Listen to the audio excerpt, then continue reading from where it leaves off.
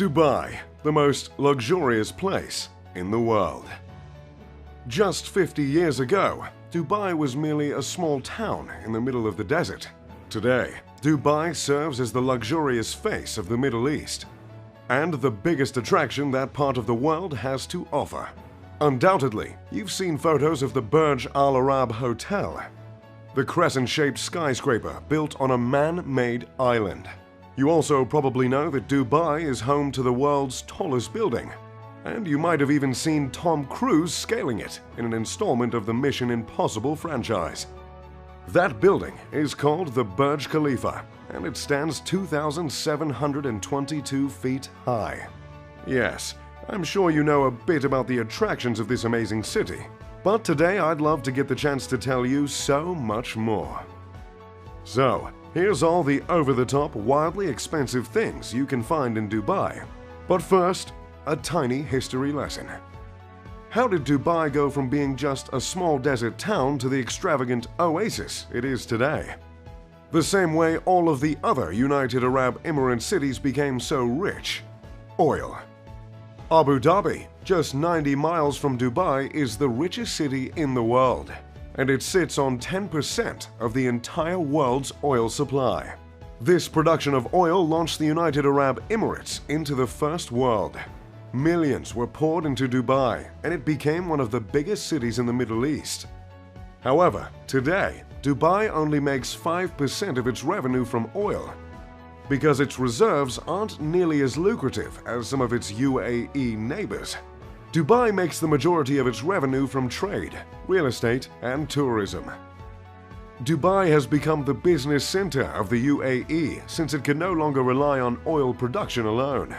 But this adjustment has not discouraged this incredibly rich city from growing. Dubai is growing in population just as much as it's growing vertically. In fact, about 1/4 of all cranes are located in Dubai. That's right, about 25% of cranes in existence are in just one UAE city. It seems the game plan of Dubai is just to keep building skyscrapers. Two of these skyscrapers are the aforementioned Burj Khalifa and the Burj Al Arab Hotel. The Burj Khalifa stands more than half a mile tall. It's so tall, in fact, that at its upper floors, the building can sway several feet at the mercy of the wind.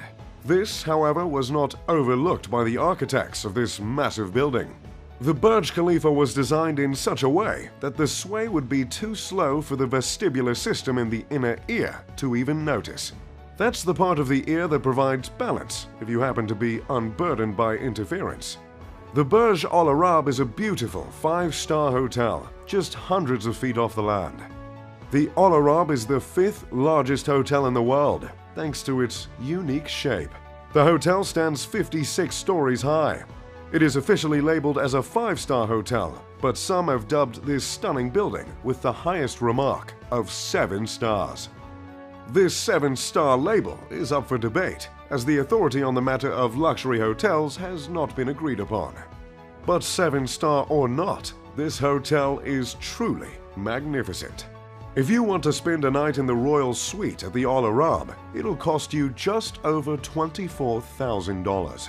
The interior of the Burj Al Arab is adorned with around 1,790 square meters of 24-karat gold leaf. But even that can't touch the glorious views of the immaculate city and the picture-perfect Gulf. Along with extremely tall buildings, the city is keen on building man-made islands. Both the Palm Islands and the World Islands are two incredibly ambitious projects that came to fruition with the help of a whole lot of cash. The construction of the Palm Islands not only cost $12 billion to build, but it also required 94 million cubic meters of sand.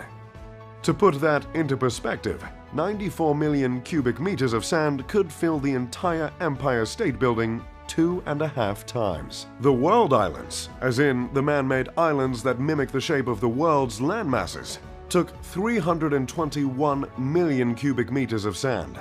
Theodore, if you could just edit in 9 Empire State Buildings. Which also adds another $15 billion to the cost of man-made islands in Dubai. I'm not much of a big fan of sand in the first place, as it's rough, coarse, and it gets everywhere. Nevertheless, I did enjoy my time at the Palm Island. Like I've always said, nothing exfoliates quite like the warm water of the Persian Gulf. But that's enough talk about man-made islands, huh? Let's move on to the police force. Now, law enforcement isn't usually something that comes to mind when speaking in terms of luxury. But it sure is in Dubai. As a means of wooing the tourists, Dubai's police force uses supercars as their patrol vehicles. This includes cars such as the Ferrari FF that goes for around $500,000, the Lamborghini Aventador that goes for around $400,000, and my personal favorite, an Aston Martin 177 for the reasonable price of $1.79 million. Trust me when I say this, nothing makes a man feel more like James Bond than flooring an Aston Martin 177. Ooh, makes me want to take mine out for a spin right now. Anyway, using these spectacular cars is just Dubai being Dubai. But hey, Dubai is the 8th safest city in the world, so more power to them. This isn't all due to the supercars, of course. The UAE, in general, has rather strict laws. Due to the Islamic constitutional monarchies that operate the Emirates government, some Sharia laws exist in Dubai as well. So if you're on vacation with your missus, checking out the bougie police force, make sure the two of you don't get caught smooching, because it might just get you deported. However, due to the extremely high amount of tourism, some places in Dubai are much more lenient. The serving of alcohol, for instance, would not be permitted in a traditional Middle Eastern setting. But it is in Dubai, in specific institutions such as hotels and clubs. It is actually estimated that around 15% of Dubai's population are Emiratis, while the other 85% are from out of town.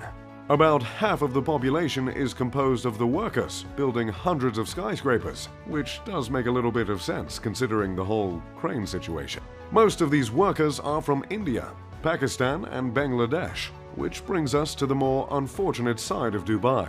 The class divide is quite big. Many of the immigrant workers live and work in less than ideal conditions, while Emiratis and the upper-class foreigners earn extremely attractive salaries. There really isn't much of a middle ground between the class divide in Dubai. But just like any country divided, there's always a sport to bring the people together. Well, that's the idea anyway. And in this case, this sport is camel racing. It's a bit of a sore subject for me, considering back in '96 I lost about $500,000 in a camel race to some sheik in Sharjah. But that was a different time. Camel racing in Dubai is almost equivalent to American football in the US.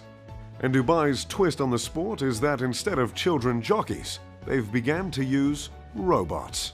You see, camel racing has a bit of a dark past. It used to be the case that small children would be forced to ride the camels, and that led to human trafficking. In less progressed areas in the Middle East, it still happens. But in Dubai, the children have been replaced with robots. And believe it or not, some of these little bots can cost up to $10,000.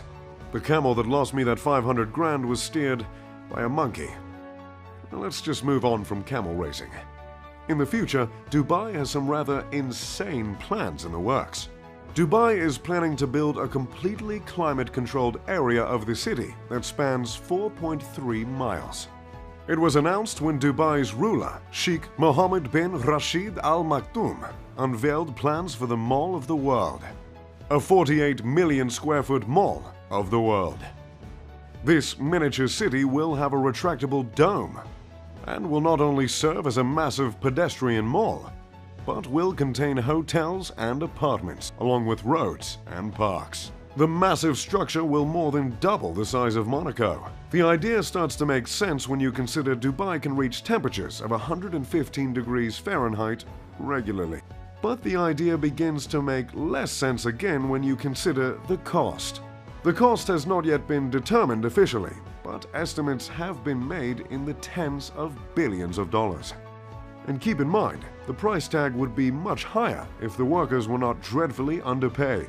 The dome is planned to have 100 hotels and serviced apartments totaling 20,000 rooms. It seems an audacious architectural feat. We've never known Dubai to aspire for anything less. Due to the speed at which Dubai has been growing, it never developed a standard address system. In fact, until 2015, instead of an address line on a mailing label, there was a space where residents could draw a map or write out specific instructions. Thankfully, they have established 10-digit numbers that serve as addresses, and I'm sure it's a whole lot easier to be a delivery driver in Dubai nowadays. So, that's Dubai for you. Oh, and I completely forgot. To top it all off, the mega-rich residents that live in Dubai don't send an ounce of their paycheck to the government. In Dubai, there is no income tax. Yet another feature that makes Dubai one of the most attractive places to stay on the planet. That's all I've got for you today. If you enjoyed the video, make sure to leave a like and subscribe. As always, I'm Mr. Luxury. Pip pip to doodly do.